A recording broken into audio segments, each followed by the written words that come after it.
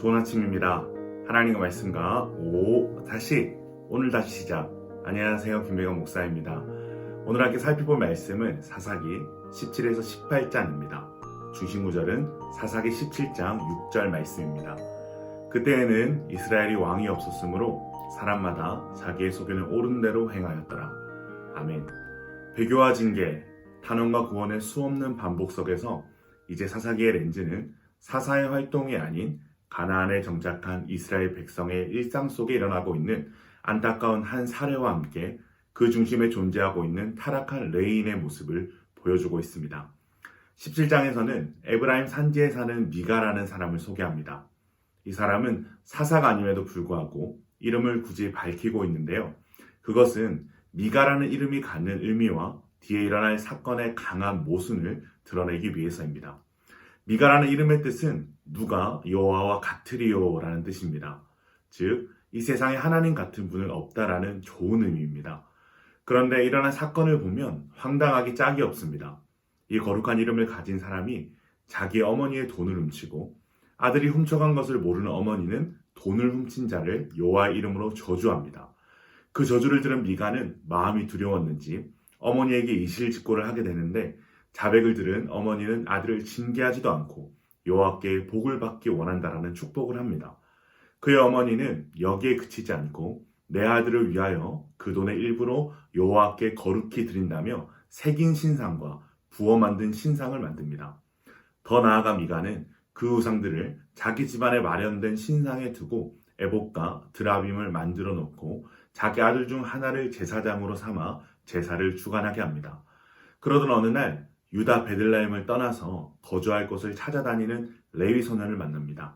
미가는 그를 자기 집의 제사장으로 삼고는 레위인이 자기 집의 제사장이 되었기 때문에 여호와께서 복을 주실 것이라고 확신합니다. 누가 여호와와 같으리요라는 이름과는 전혀 어울리지 않는 하나님께서 원하시지 않고 싫어하시는 일들을 행하면서 자신들의 삶에 하나님의 복이 임하기를 바라는 모순 덩어리의 신앙과 삶을 가진 미가와 그의 어머니, 그리고 하나님의 일을 하는 직분에도 불구하고 그저 먹고 살기 위해 이런 말도 안 되는 종교 행위를 하는 집의 제사장으로 기꺼이 들어온 레인의 모습은 이 당시 하나님을 떠난 이스라엘 백성들의 신앙이 얼마나 자기 소견에 옳은 대로 행하고 있는지를 적나라하게 보여주고 있습니다. 18장에서는 한 가정에 일어난 이 황당한 사건이 한 지파로 확장되는 것을 보여줍니다. 기업의 땅을 찾던 단 지파는 미가의 집에 당도하게 되고 미가가 만든 신상들을 무력으로 강탈합니다. 또한 레위 소년까지 데려다가 자기 지파의 제사장으로 삼고자 했는데요. 재밌는 것은 이 레위 소년은 자신의 집의 제사장보다 한 지파의 제사장이 된다는 출세욕에 빠져서 기꺼이 단지파를 따라 나선다는 것입니다. 그 후 단지파는 한 성읍을 약탈하여 그곳을 단이라 이름하고 거기에 신상을 세우고 제사장을 두게 됩니다. 한 가정에서 한 지파로 확장되는 모순적이고 황당한 이 종교 행위는 이스라엘 백성이 얼마나 하나님으로부터 멀어져 있으며 패역한 모습으로 살아가는지를 우리에게 폭로해주고 있습니다. 오늘 말씀은 우리에게 너의 왕이 누구냐를 질문하고 있습니다.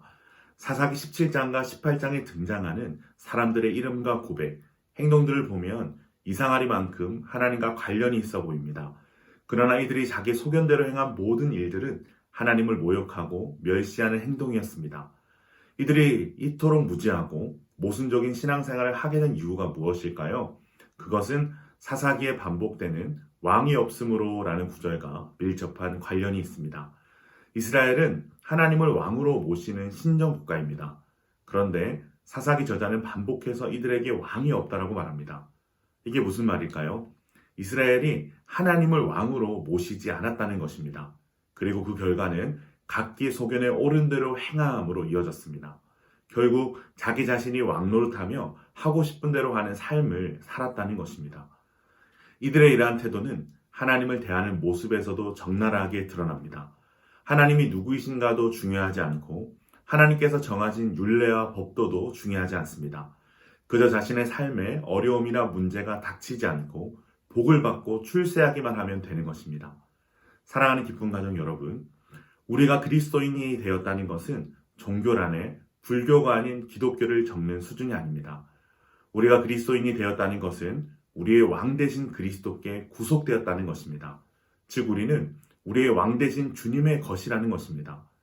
내가 그리스도와 함께 십자가에 못 박혔나니 그런즉 이제는 내가 사는 것이 아니요 오직 내 안에 그리스도께서 사시는 것이라. 아멘. 이 고백이 우리에게 없다면 어쩌면 여전히 우리는 하나님이 아닌 내가 왕 노릇하는 삶을 살아가고 있는지도 모르겠습니다. 이 아침 주께서 주시는 이 귀한 말씀을 통해 너의 왕이 누구냐를 질문하시는 하나님 앞에 두렵고 떨리는 마음으로 설 수 있기를 원합니다. 더 나아가 예수 그리스도를 우리의 왕으로 모심으로 나보다 나를 더 사랑하시는 주님의 통치 안에서 참된 평강과 복을 누리시는 기쁜 가족들 되시길 주님의 이름으로 축원합니다.